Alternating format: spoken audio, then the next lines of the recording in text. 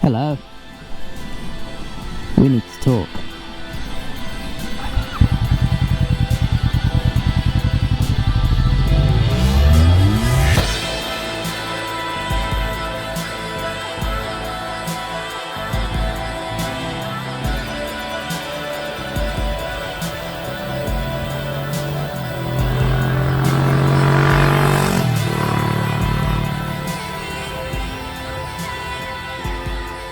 Now it does sound like Mummy and Daddy have had an argument and there's only one way to resolve it, and that is through having a light-hearted, lovely discussion. No. As you might have been able to tell from the title of this video, in retrospect, it's a message to all bikers and vehicle owners and drivers alike. For you see, people do a very silly every now and then, and when you do a very silly, it can cost someone their life. Now, I personally have never had my life endangered by the action of someone else on the road, as far as I can remember, touch wood. However, I very nearly witnessed an accident on this road a little while ago, and I've been meaning to come down here ever since and actually do a video on it. But hey, so what I will say is, if you've gone through the whole procedure of getting your license, getting your theory test done depending on where you live in the world. In the UK we have a theory test so you understand what's going on with the road, with the signs and such and so on and so forth, basic rules. And then we also have the actual test. So the motorcycle test is different from the car test. Of course it is, because as a motorcyclist you need to watch out for other things, and more things, if not all the things. Hello good sir, that is a lovely trike you've got. So my point of interest is this particular roundabout here. There's a lovely housing estate over there. This connects my town to a major part of the M1, which is currently taking some improvements. Now when I came down here a few weeks back, part of this was actually closed off. Can you guess which part? That one, going towards the M1. So what I saw someone do is go around the roundabout, went into the left-hand lane there, no indication, no nothing. Stays in the left-hand lane, then decides, oh, you know what, I want to be on the M1, cuts all the way across here, and then starts coming down here. What he didn't realise is, as well as me, there was two other motorcyclists, and they were on sporty bikes. So if you take one of them off, oh, that is a pricey repair bill. And I never want to see someone get hurt, especially a motorcyclist. That is my own bias, because I ride a motorcycle and I'm a massive fan of other people who decide to take the plunge and ride motorcycles. That's just common sense to me. Common sense to have a bias. I know it sounds a bit hypocritical, but if I was a car driver I'd probably think the same thing about motorcyclists.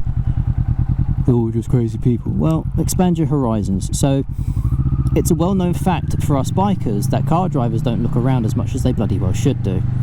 And for some of us bikers, it's a well-known fact that we just want to get past every single vehicle on the road and just gun it to our destination.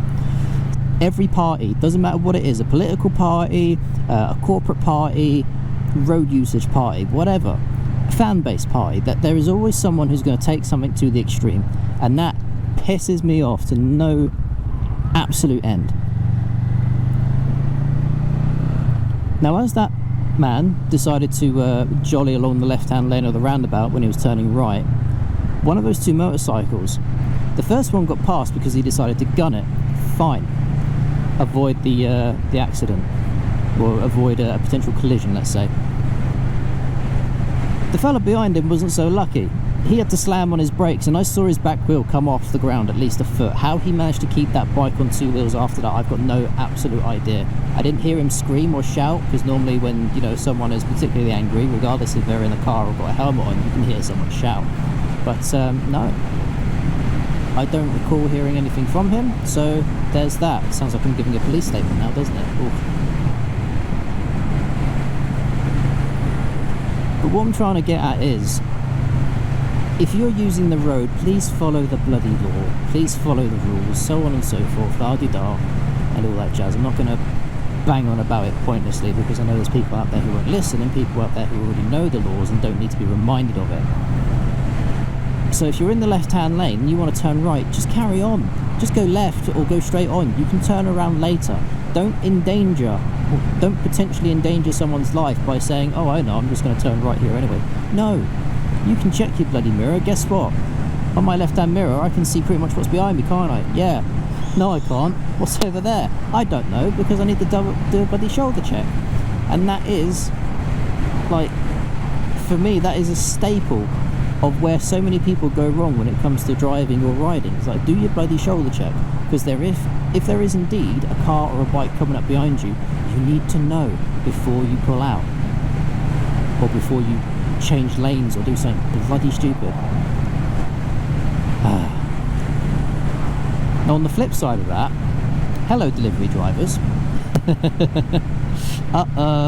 So a lot of you do an absolutely fantastic job. Thank you for your service and that sort of stuff during this difficult time. I love you, I appreciate you. Would like a bit more of a nod back when you're on the road though. Most delivery drivers won't give a nod back because they're on little scooty booties and they're just there to do a job, aren't they? They're not there to enjoy the ride. And I can sympathise with that, I really can. I'm not sure if I would do a nod to everyone if I was on a scooty booty, but hey, that's just me. So I saw a young lad, I say a young lad, I'm going to assume a younger lad, just minding his own business, going for a ride, got some food and had a job to deliver it to someone. So in our town centre we've got traffic light systems and everything's a bloody crossroad there.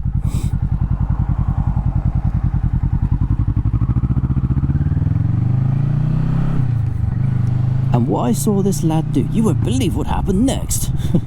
No, you would. So every single crossroad section we've got in our town centre has a set of lights on it. There's also underpasses, so the foot traffic can go underneath the roads without a hitch, without any incidents, and all the traffic goes above on the bridges and away they are. So foot traffic and vehicle traffic doesn't actually come into anything when you're at these crossroads. Fantastic, I know, right? Great design. There's apparently an American that designed this town as well, so how about that? Now, I've seen this delivery driver come out of our little car park area, go around to a set of lights, see that they're red. So he turned round, come back into the car park, and he took the bloody underpass. Now, in my town, we've got what's known as a redway, which is basically a place where bicycles go. You know, things with two wheels and not an engine. So he decided, I'm going to go under the underpass on the redway, slowly mind you, but he still bloody did it. Come out the other side, great. But now he's faced with a dilemma. He has to turn left because there's a one-way system coming in from the main road, which he needs to be on. So can you imagine what he does? He goes up the one-way system with traffic coming at him. He has to go around two cars on a single lane. So in other words, you see that car in front of us. He had to fit his bike between that car and get where the white line is, because either side there's a curb. Now he's on a little scooty wooty, he's able to do that, but it's just the point, and to me the absolute idiocy of, intentionally I want to say as well, going up a one-way system the wrong way to then jump on a main road. Because when he was waiting to get onto the main road, he's essentially blocking off a one-way system which he shouldn't be on anyway. And it just piles on and piles on and piles on. Now unfortunately I didn't really get a chance to talk to this young man, but if I did, then I would have tried to remind him politely that there are roads in this town which need to be used as roads, and there are pedestrian walkways and redways which are not for vehicles. You see where I'm getting at here?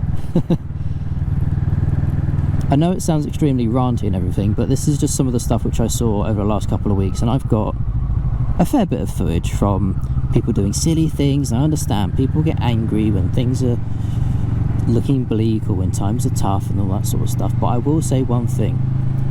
Ever since lockdown, people have been driving, or at least in my experience, people have been driving increasingly recklessly, and it's only now that people are actually able to get out in their vehicles and go to work, go to places to hang out with their families or friends and so on and so forth. You know, everything's sort of calming down a bit now. Only now do I see the traffic sort of at a normality. I can go somewhere without seeing someone do something absolutely ridiculous. But it's easy to forget when things go completely fine, at least in your perspective, and it's very easy to remember when things go wrong. The computers at work, for example, you imagine one of those goes down, all of a sudden, well, you've now got a massive headache because that's got to be fixed. Guess what? Oh, the computers never work. Well, they do for the 2 weeks until this happened, but you know where I'm coming from, right? So just an overall thing. I'm not going to put bikers in the same sort of category as delivery riders, but at the same time, that's like putting van drivers in the same category as car drivers. Every category has its bad plums. Every category has its golden stars, the diamonds in the rough. I want to say I'm a happy middle. I've done some mistakes. I've done some great things as well, but at the same time, it's just all a matter of perspective. Don't be a dick to other road users, and other road users won't be a dick to you. I just want to put that out there. I don't know why I'm slowing down for a bloody roundabout. I really don't. When there's lights on it. It's a sharp bend right, and then a sharper bend left. Now you see, he went over the white line. Does that bother me? No. It's an easy thing to do. I know it's a tight corner. Fine, whatever. I'm not gonna... And that's another thing as well, actually. I'll just throw this one in there quick. There are YouTubers out there, big, small, whatever. They will aggressively pursue people to tell them the road laws, or they will provoke people in a way to incite a reaction. Can you fucking not, please? Alright? Can you not? The swear is absolutely intended. Whew. I don't swear a lot on these videos, but I do in real life, so it's nice to actually throw out a nice F-bomb every now and then. And I have mentioned this one before, and I don't remember the channel name, and quite frankly I don't intend to bloody give it. But there's a young lad who rides around London on his bike, I want to say. And again, the bus pulls out, but I've got enough time to react to it. He's going, right, fine, I can slow down. There you go. No accident, no incident. Have a lovely day, sir. Enjoy. Simple as that. Anyway, this young lad will, let's say in his shoes, from the content that I've seen from him, mainly on like compilation channels with where people do silly things, or these channels will say to these YouTubers, hey, I love your content, can I borrow that footage? And they'll say absolutely yes. It's happened to me a couple of times. It's fine. If that young lad was in my shoes, from what I've seen, he would have flipped off the bus driver, he would have pulled up beside him, followed him to that estate, shouted at him, all that kind of stuff. It is completely and utterly unnecessary. Hello, sir. He's on a Vulcan S. Ah! And so we know that going forward in the future, we've learnt something, haven't we? Cooler heads prevail. And all that. So I'm going to leave the video there. Have yourselves a lovely, lovely weekend as usual. And all things considered, well, ta for now.